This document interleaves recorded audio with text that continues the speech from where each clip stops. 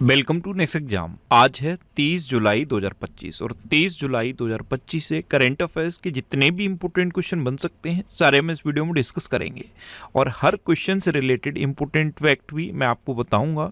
तो आप पूरा वीडियो को ध्यान से देखिए।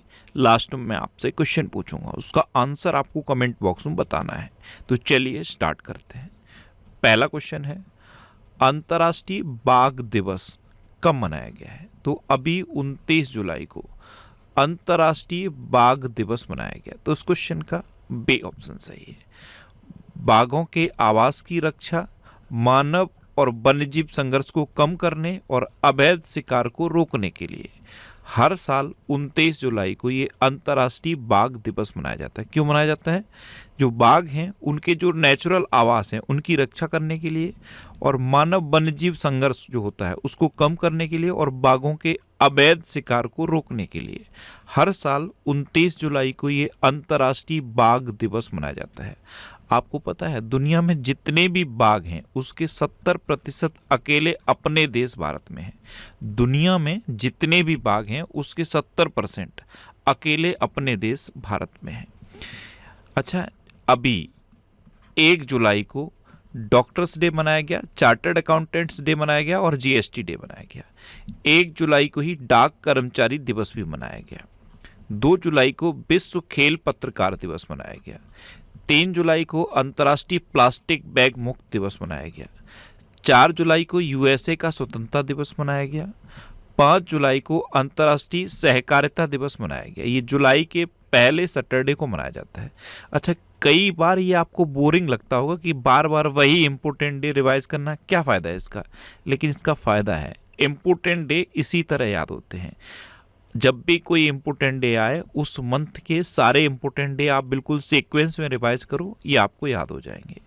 अच्छा, 6 जुलाई को विश्व जूनोसिस दिवस मनाया गया। और जूनोसिस क्या है? ये जो ऐसी बीमारियां जो जानवरों से इंसानों में फैलती हैं उनको हम जूनोटिक बीमारियां कहते हैं। तो विश्व जूनोसिस दिवस ये 6 जुलाई को मनाया गया। 7 जुलाई को विश्व किस्वाहिली भाषा दिवस मनाया गया। और ये जो किस्वाहिली भाषा है ये दुनिया में सबसे अधिक कहाँ बोली जाती है? अफ्रीका में। 10 जुलाई को वैश्विक ऊर्जा स्वतंत्रता दिवस मनाया गया। 11 जुलाई को विश्व जनसंख्या दिवस मनाया गया। 12 जुलाई को पेपर बैग दिवस और मलाला दिवस मनाया गया। 15 जुलाई को विश्व युवा कौशल दिवस मनाया गया। 16 जुलाई को एआई प्रशंसा दिवस और विश्व सर्प दिवस मनाया गया। 17 जुलाई को विश्व अंतर्राष्ट्रीय न्याय दिवस मनाया गया। 18 जुलाई को अंतर्राष्ट्रीय नेल्सन मंडेला दिवस और तमिलनाडु दिवस मनाया गया। 20 जुलाई को विश्व शतरंज दिवस और अंतर्राष्ट्रीय चंद्र दिवस मनाया गया। 22 जुलाई को राष्ट्रीय ध्वज दिवस, विश्व मस्तिष्क स्वास्थ्य दिवस और पाई सन्निकटन दिवस मनाया गया। अच्छा, पाई दिवस कब मनाया जाता है? 14 मार्च को। और ये क्या है? पाई सन्निकटन दिवस ये 22 जुलाई को मनाया जाता है। 23 जुलाई को राष्ट्रीय प्रसारण दिवस मनाया गया। 24 जुलाई को आयकर दिवस मनाया गया। 25 जुलाई को अंतर्राष्ट्रीय न्यायिक कल्याण दिवस मनाया गया। 26 जुलाई को कारगिल विजय दिवस और विश्व मैंग्रोव दिवस मनाया गया। और 28 जुलाई को विश्व प्राकृतिक संरक्षण दिवस और वर्ल्ड हेपेटाइटिस डे मनाया गया। तो जुलाई में अब तक इतने इंपॉर्टेंट डे याद रखने हैं। सारे याद ना हो तो जितने भी मैंने ब्लू कलर में हाईलाइट कर दिए हैं ये जरूर याद रखना, क्योंकि ये अक्सर एग्जाम में पूछे जाते हैं। मैं आपको डेली बोलता हूँ, मॉर्निंग में उठकर सबसे पहले अपने लिए एक टारगेट फिक्स करो, चाहे छोटा सा ही टारगेट फिक्स करो, लेकिन डेली मॉर्निंग में उठकर सबसे पहले अपने लिए एक टारगेट फिक्स करो और फिर अपना पूरा दिन उस टारगेट को अचीव करने में लगा दो। आपकी लाइफ ऑटोमेटिकली अच्छी हो जाएगी। नेक्स्ट क्वेश्चन है, महाराष्ट्र का पहला ग्लास ब्रिज कहाँ खुला है? तो ये सिंधुदुर्ग में खुला है।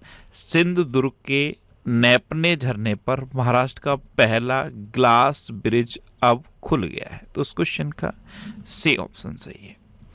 नेक्स्ट क्वेश्चन है, हाल ही में FISU वर्ल्ड यूनिवर्सिटी गेम्स 2025 की पदक तालिका में कौन शीर्ष पर रहा? तो पहले तो ये याद रखो, ये जो FISU वर्ल्ड यूनिवर्सिटी गेम्स 2025 हैं ये कहाँ पे हुए हैं? तो ये जर्मनी में हुए हैं। जर्मनी के राइन रूहन में ये FISU वर्ल्ड यूनिवर्सिटी गेम्स 2025 हुए और इस बार इसकी पदक तालिका में जापान टॉप पर रहा है। तो इस क्वेश्चन का बी ऑप्शन सही है। जापान पहले पे रहा है, चाइना दूसरे पे है और अमेरिका तीसरे पे है। अपना देश भारत 20वें नंबर पे है। भारत ने टोटल 12 मेडल जीते हैं, जिसमें से 2 गोल्ड, 5 सिल्वर और 5 ब्रॉन्ज हैं। तो भारत ने टोटल 12 मेडल जीते। भारत 20वें नंबर पे है। पहले नंबर पे कौन है? जापान। अच्छा, जापान पहले नंबर पे है। इससे पहले ये याद रखो FISU की फुल फॉर्म क्या है। वैसे तो फ्रेंच में इसकी फुल फॉर्म है, लेकिन इंग्लिश में याद रखनी है, इंटरनेशनल स्पोर्ट्स यूनिवर्सिटी फेडरेशन। क्या है इसकी full form? International sports university federation.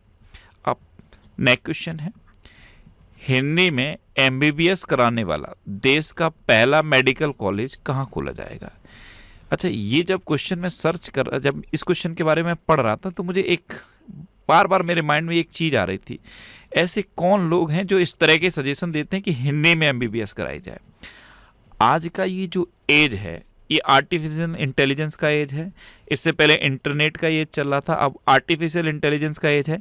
यानी कि जो टेक्नोलॉजी की लैंग्वेज है या फिर इंटरनेट की लैंग्वेज कहो, ये इंग्लिश है और आने वाला फ्यूचर भी इंग्लिश में ही होगा। और जितने भी ये मंत्री, जितने भी विधायक, जितने भी सांसद इस तरह के आइडिया लेके आते हैं ना, इन सब के बच्चे इंग्लिश में पढ़ रहे हैं। और ये गरीबों के बच्चों को गुमराह करने के लिए किस तरह के आइडिया लेके आते हैं कि MBBS हिंदी में कराना है।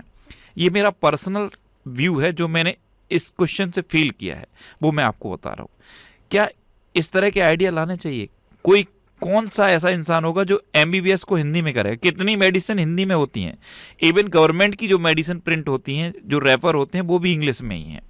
फिर भी इस तरह के आइडिया। अभी कुछ टाइम पहले एक रिपोर्ट मैंने पढ़ी थी कि ये जो मध्य प्रदेश में हिंदी में MBBS कराने का आइडिया था, इस पर करोड़ों रुपए खर्च हुए, बहुत सारे बुक्स प्रिंट की गई हिंदी में, लेकिन कोई भी एडमिशन हिंदी में करने वाला नहीं मिला। अब क्या है, MBBS कराने वाला देश का पहला मेडिकल कॉलेज जबलपुर में खुलने जा रहा है। तो इस क्वेश्चन का सी ऑप्शन सही है। एग्जाम पॉइंट ऑफ व्यू से ये क्वेश्चन आप याद कर लो, लेकिन इस तरह के आइडिया मुझे पर्सनली अच्छे नहीं लिए, इसलिए ये मैंने आपको अपना व्यू दिया है कि कोई भी हो, कोई भी, इवन जो मीडियोकर फैमिली भी है, वो भी अपने बच्चों को आज इंग्लिश मीडियम में पढ़ाना चाहती है। और जो इस तरह के नियम लेके आते हैं, जितने भी सचिव है, जितने भी सांसद हैं, वो खुद अपने बच्चों को इंग्लिश में पढ़ाते हैं, लेकिन इस तरह के आइडिया लेके आते हैं। करोड़ों रुपए लगते हैं और आम लोगों का जो टैक्स होता है, टैक्स के पैसे लगते हैं। खैर, ये क्वेश्चन आपको याद करना है तो क्वेश्चन याद कर लो कि MBBS कराने वाला देश का पहला मेडिकल कॉलेज जबलपुर में खुलने जा रहा है। अच्छा, आप अपना सजेशन कमेंट बॉक्स में बताना कि क्या इस तरह के आइडिया लेके आने चाहिए। नेक्स्ट क्वेश्चन है, हाल ही में मास्टर कार्ड ने पर्यटन को बढ़ावा देने के लिए किस राज्य सरकार के साथ समझौता किया? तो मास्टर कार्ड ने पर्यटन को बढ़ावा देने के लिए आंध्र प्रदेश के साथ समझौता किया। तो उस क्वेश्चन का बी ऑप्शन सही है। अब आंध्र प्रदेश के साथ किया तो ये है मैप में आंध्र प्रदेश। अभी आंध्र प्रदेश के लिए सबसे इंपॉर्टेंट क्वेश्चन ये है, ULPGM, यानी कि यू से यू का मतलब है UAV, unmanned aerial vehicle, long range precise guided missile V3 का सफलतापूर्वक परीक्षण अभी आंध्र प्रदेश के कुरनूल में हुआ है। ये इम्पोर्टेंट है और बहुत इम्पोर्टेंट है, इसलिए मैंने ये इमेज यहाँ पे लगा दी है। अच्छा, आंध्र प्रदेश की कैपिटल है अमरावती। आंध्र प्रदेश के चीफ मिनिस्टर हैं चंद्रबाबू नायडू और आंध्र प्रदेश के गवर्नर हैं जस्टिस अब्दुल नजीर। और आंध्र प्रदेश फलों का भारत में सबसे बड़ा उत्पादक है। अच्छा, DRDO ने UAV launch precision guided missile V3 का सफलतापूर्वक परीक्षण आंध्र प्रदेश के कुरनूल में किया। ये मैंने आपको भी बता दिया है, ये बहुत इंपॉर्टेंट है अभी के लिए। ये एक्चुअल में मिसाइल जो है ना, ये ड्रोन से लॉन्च की गई और इसका सफल परीक्षण कुरनूल में हुआ।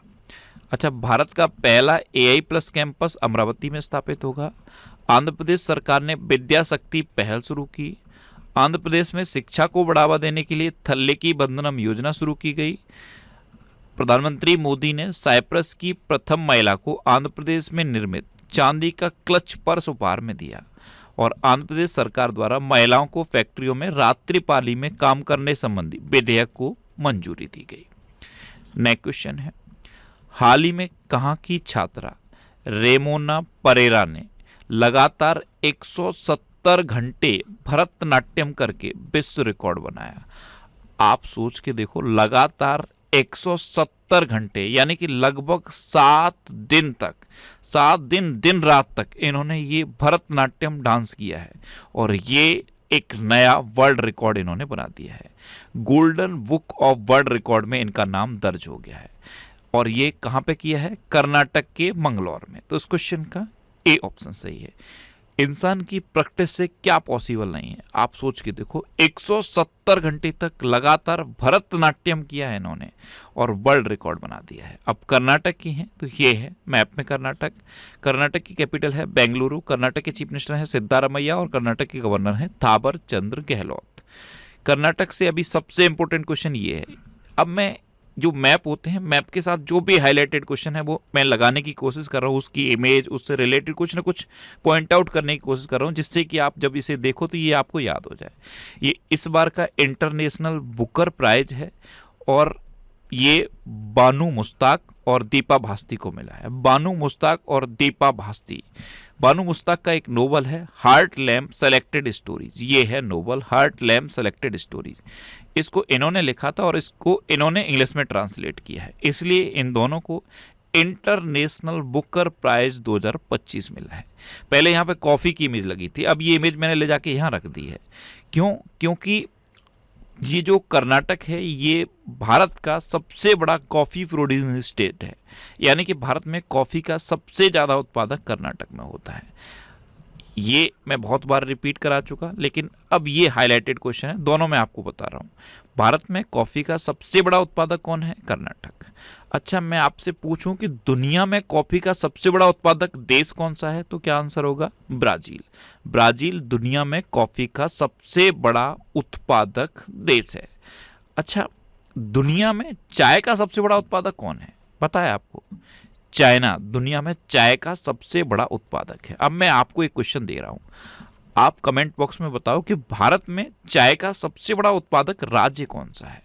वीडियो को पॉज करके कमेंट बॉक्स में लिखना कि भारत में चाय का सबसे बड़ा उत्पादक राज्य कौन सा है। अच्छा, कर्नाटक में अलमाटी बांध है, ये कृष्णा नदी पर है, और कृष्णराज सागर बांध है, ये कावेरी नदी पर है। भारत में मक्का का सबसे बड़ा उत्पादक भी कर्नाटक है। अच्छा, कर्नाटक सरकार ने एक नया देवदासी कानून प्रस्तावित किया है। कर्नाटक सरकार ने दृष्टिबाधित यात्रियों की सहायता के लिए ध्वनि स्पंदन योजना शुरू की। भारत का दूसरा सबसे लंबा केबल स्टेट ब्रिज ये कर्नाटक के शिवमोगा में खुला। 78वीं सीनियर राष्ट्रीय एक्वेटिक चैंपियनशिप की पदक तालिका में कर्नाटक शीर्ष पर रहा। कर्नाटक सरकार ने हुक्का बार पर प्रतिबंध लगा दिया है। कर्नाटक में भारत की पहली निजी हेलीकॉप्टर असेंबली लाइन शुरू की जाएगी और कर्नाटक को टाटा एयरबस हेलीकॉप्टर विनिर्माण इकाई मिली है। कर्नाटक में बांदीपुर, अंसी, नगरहोल, बनरकट्टा और कुद्रेमुखा नेशनल पार्क हैं। ये कर्नाटक के इंपोर्टेंट नेशनल पार्क हैं। अच्छा, कर्नाटक में यक्षगढ़ और डोलू कुनीता ये लोक नृत्य फेमस हैं। नेक्स्ट क्वेश्चन है, किस देश ने दुनिया के सबसे शक्तिशाली गैर परमाणु बम गजैब का अनावरण किया? तो ये तुर्की ने किया है। तो इस क्वेश्चन का सी ऑप्शन सही है। ये गैर परमाणु बम है और ये दुनिया का सबसे शक्तिशाली गैर परमाणु बम है। 970 किलोग्राम का ये वजन का है और इसका नाम है गजैब। गजैब का तुर्की भाषा में अर्थ होता है क्रोध। क्या होता है? क्रोध। तो गजैब दुनिया का सबसे शक्तिशाली गैर परमाणु बम है। इसका अनावरण तुर्की ने किया है। अब तुर्की ने किया है तो ये है मैप में तुर्की। तुर्की कैपिटल क्या है? अंकारा। तुर्की करेंसी है टर्किश लीरा और तुर्की के प्रेसिडेंट हैं रिसेप तैयब एर्डोगन। अभी भारत और तुर्की के संबंध कुछ थोड़े से डिफ्रेंशिएट हुए हैं।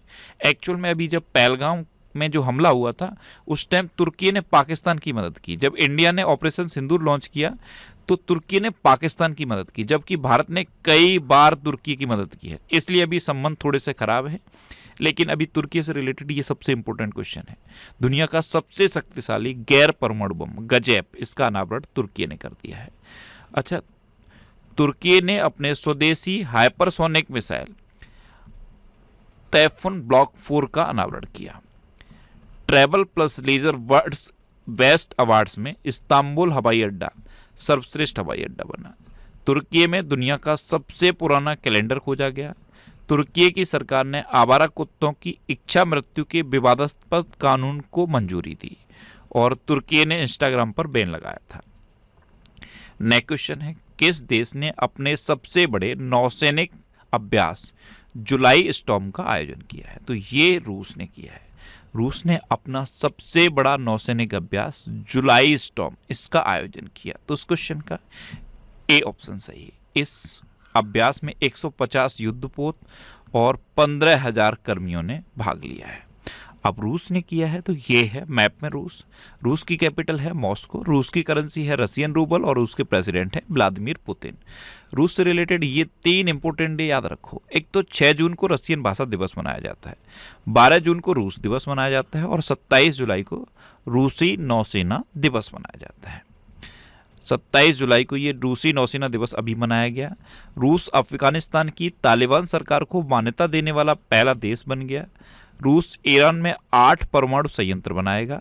रूस ने अंतरिक्ष स्टेशन से यूएवी की फुल फॉर्म मैंने आपको भी बताई थी, अनमैन्ड एरियल व्हीकल, यूएवी। रूस ने अंतरिक्ष स्टेशन से यूएवी लॉन्च करने की तकनीक को पेटेंट कराया है। भारत और रूस ने अपने राजनयिक संबंधों की 78वीं वर्षगांठ मनाई। भारत और रूस के बीच नौसैनिक अभ्यास इंद्र 2025 हुआ। भारत ने T-72 टैंकों के इंजन की आपूर्ति के लिए रूस की फर्म के साथ हस्ताक्षर किए और रूस ने रॉसकॉस्मोस के नए प्रमुख के रूप में दिमित्री वाकानोव को नियुक्त किया है। अच्छा, रूस में उरल के पहाड़ है, लेक बैकाल है और माउंट एल्बरस है। नेक्स्ट क्वेश्चन है, डीआरडीओ ने कहाँ 2 प्रलय मिसाइलों का सफलतापूर्वक परीक्षण किया है? तो ये डीआरडीओ ने उड़ीसा में किया है।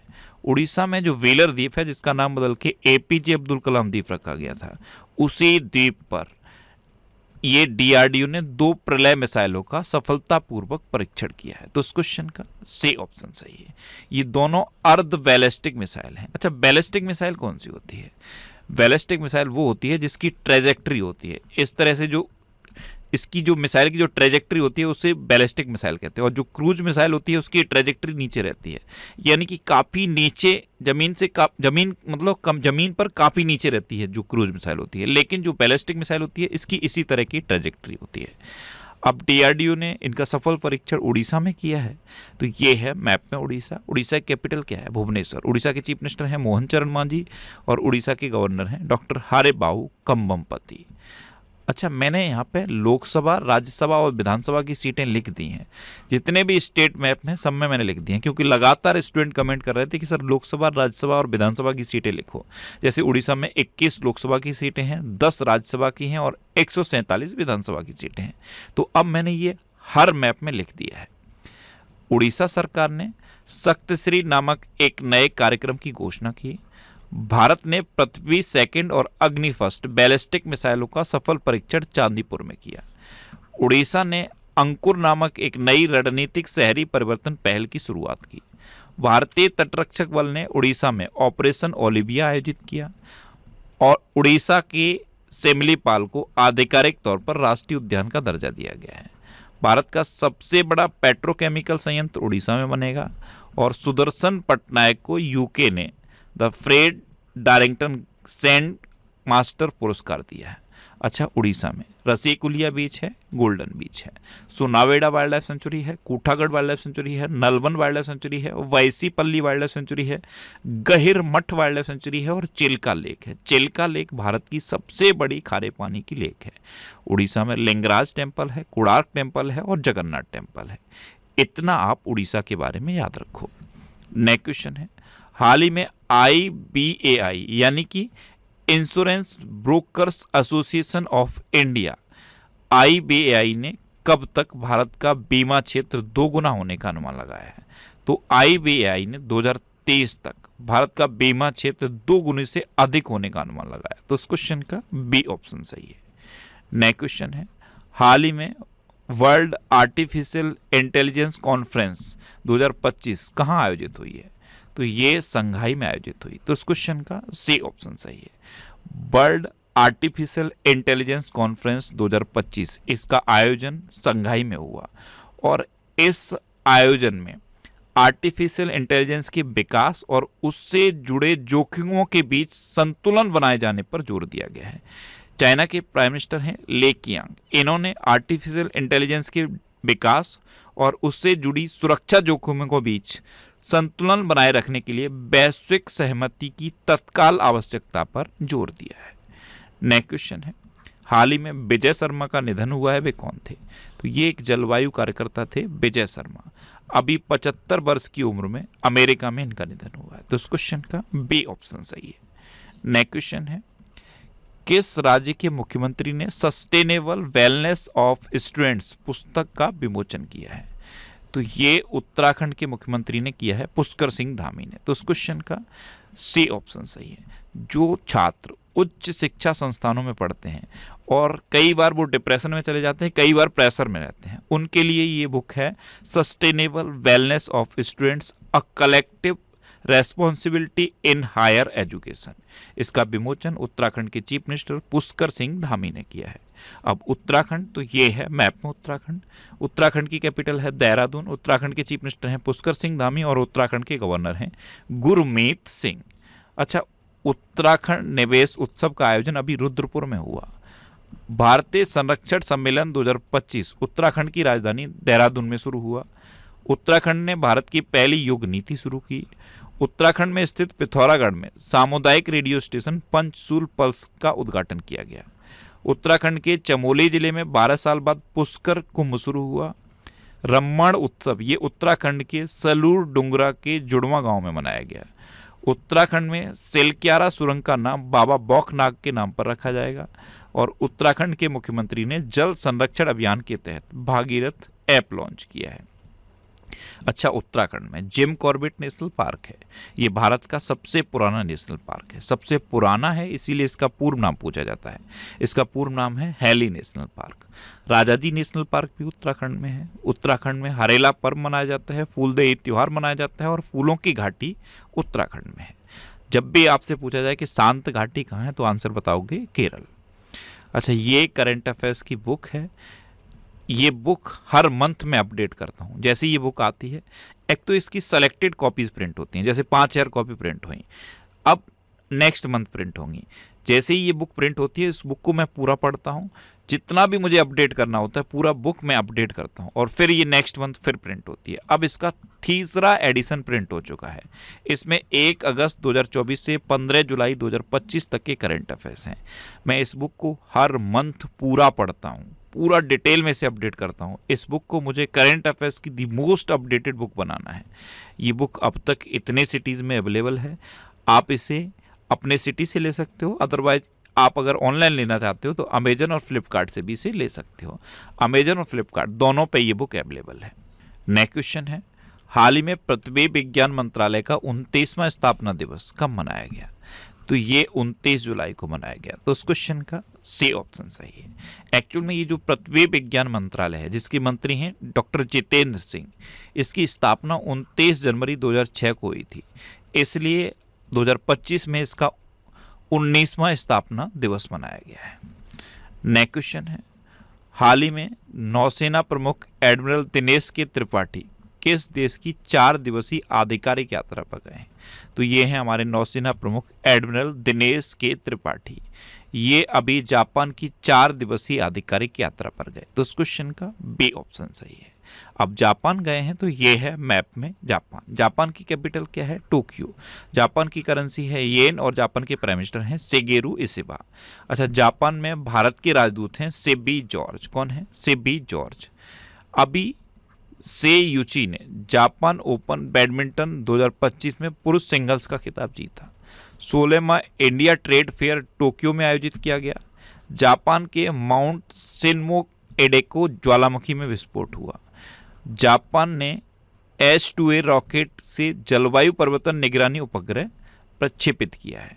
जापान की जनसंख्या में लगातार 14वें साल गिरावट देखी गई और जापान ने मात्र 6 घंटे में 3D प्रिंटेड रेलवे स्टेशन बना दिया है। अब लास्ट वीडियो के क्वेश्चन का आंसर। लास्ट वीडियो मैंने आपसे क्वेश्चन पूछा था कि 27 जुलाई को किस देश का नौसेना दिवस मनाया गया? तो रूस का नौसेना दिवस अभी 27 जुलाई को मनाया गया, यानी कि इस क्वेश्चन का ए ऑप्शन सही था और लगभग सभी स्टूडेंट ने इसका आंसर सही दिया। मोस्टली स्टूडेंट ने इसके बारे में डिटेल में लिखा। मैं आपको एक बार फिर बोलूँगा, क्वेश्चन के बारे में आपको जितना ज़्यादा से ज़्यादा पता हो आप लिखा करो, क्योंकि जो चीज़ें आप लिख देते हो फिर उन्हें आप कभी नहीं भूलते। इस तरह से आप डिटेल में आंसर लिखो, आपको बहुत सारी चीज़ें बहुत आसानी से याद हो जाएंगी। और मैं आपको बोलता हूँ डेली मॉर्निंग में बिस्तर छोड़ने से पहले इस वीडियो को देखने की आप हैबिट बना लो। आपका फिर किसी भी एग्जाम में करंट अफेयर्स का एक सिंगल भी क्वेश्चन गलत नहीं होगा। ये नेक्स्ट एग्जाम का व्हाट्सएप चैनल है, इसे आप इस QR कोड को स्कैन करके ज्वाइन कर सकते हो। और ये टेलीग्राम चैनल है, टेलीग्राम पे आपको नेक्स्ट एग्जाम सर्च करना है, ये आपको मिल जाएगा। टेलीग्राम पे मैं डेली PDF पोस्ट करता हूँ, तो आप टेलीग्राम से PDF डाउनलोड कर सकते हो।